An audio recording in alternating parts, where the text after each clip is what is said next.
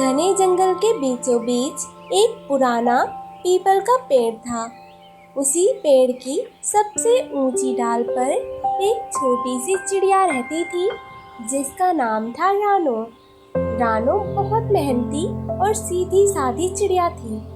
वह पूरे साल मेहनत करके अपना घोंसला सजाती, दाना पानी इकट्ठा करती, लेकिन जैसे ही बरसात का मौसम आता उसकी सारी मेहनत धुलने लगती। बरसात की तेज बूंदें और आंधी तूफान रानो के लिए हमेशा चिंता का कारण बनते।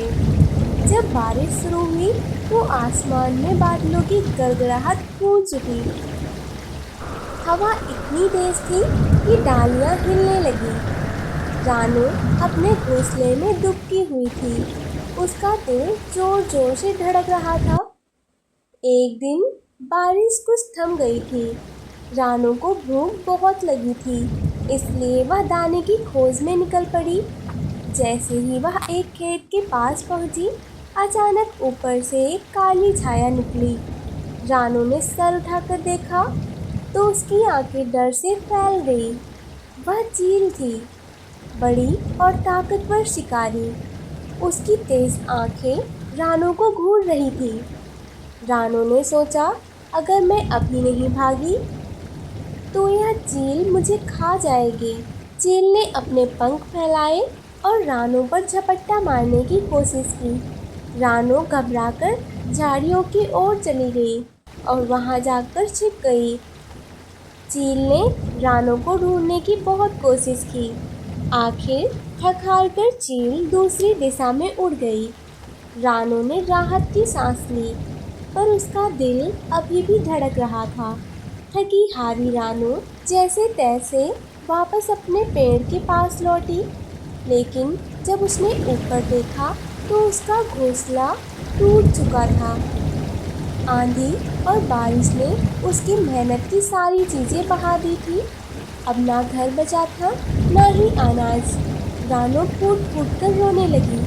मैं इतनी मेहनत करती हूँ, लेकिन हर बार बरसात मेरी सारी खुशियाँ छीन लेती है।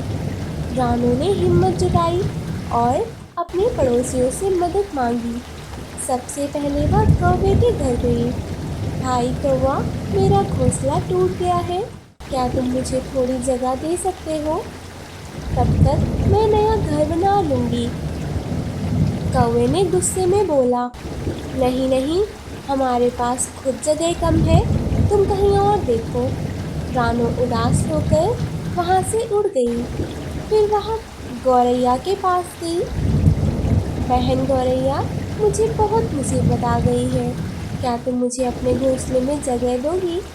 गौरैया बोली, रानो, मेरे पास खुद 3 बच्चे हैं, अगर तुम्हें रख लिया तो मेरे बच्चों को तकलीफ होगी। रानो का दिल टूट गया। वह कई पड़ोसियों के पास गई थी, लेकिन किसी ने भी उसकी मदद नहीं की। उदास रानो एक कोने में बैठी रो रही थी।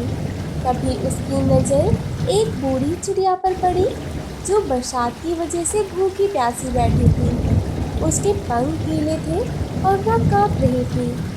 रानो का दिल पसीज गया। उसने सोचा, जब मुझे कोई मदद नहीं कर रहा है, तब मैं इस बूढ़ी चिड़िया की ही मदद कर दूं।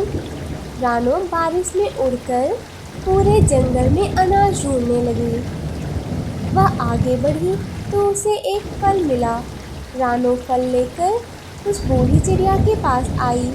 माँ, आप भूखी होंगी, ये थोड़ा सा भोजन मैं आपके लिए लाई हूँ। बूढ़ी चिड़िया की आंखें चमक उठी। उसने आशीर्वाद देते हुए कहा, बेटा, तूने इतनी मुश्किल वक्त में मेरी मदद की, मैं तुझे खाली हाथ नहीं जाने दूंगी। बूढ़ी चिड़िया ने अपने पंखों के नीचे से एक पत्थर निकाला। वह पत्थर चमत्कारी पत्थर था। बूढ़ी चिड़िया बोली, जिसके पास ये होगा उसे कभी भूखा और बेघर होने की चिंता नहीं रहेगी। तूने सच्चे दिल से मेरी मदद की है, इसलिए इसे मैं तुझे दूंगी। रानो हैरानी से पत्थर को देखती रही। उसने झिझकते हुए पूछा, लेकिन माँ, ये काम कैसे करता है? बूढ़ी चिड़िया मुस्कुराई, बस उसे अपने दिल से पकड़कर इच्छा करना, यह तुझे वही देगा जिसकी तुझे सच में जरूरत है। रानू ने पत्थर को अपने छोटे से पंजे में रखा और मन ही मन इच्छा की, हे पत्थर, मुझे एक नया सा घर मिल जाए जो बरसात और तूफान से बचा सके, और उसमें इतना भोजन हो कि मैं कभी भूखी ना रहूं। अचानक तेज रोशनी की चौंधिया गई। जब उसने आँख खोली तो एक सुंदर सा नया घोंसला उसके सामने था। घोंसला बहुत मजबूत था, जैसे किसी ने खास जादुई पत्तों से बुना हो। अंदर रंग बिरंगे दाने और फल थे। रानू की खुशी का ठिकाना ना रहा और वह उड़कर जल्दी घोंसले के अंदर चली गई और चहचहाने लगी। अब उसे किसी तूफान या बरसात से डरने की जरूरत नहीं थी। उसके पास सुरक्षित घर और भरपूर भोजन था।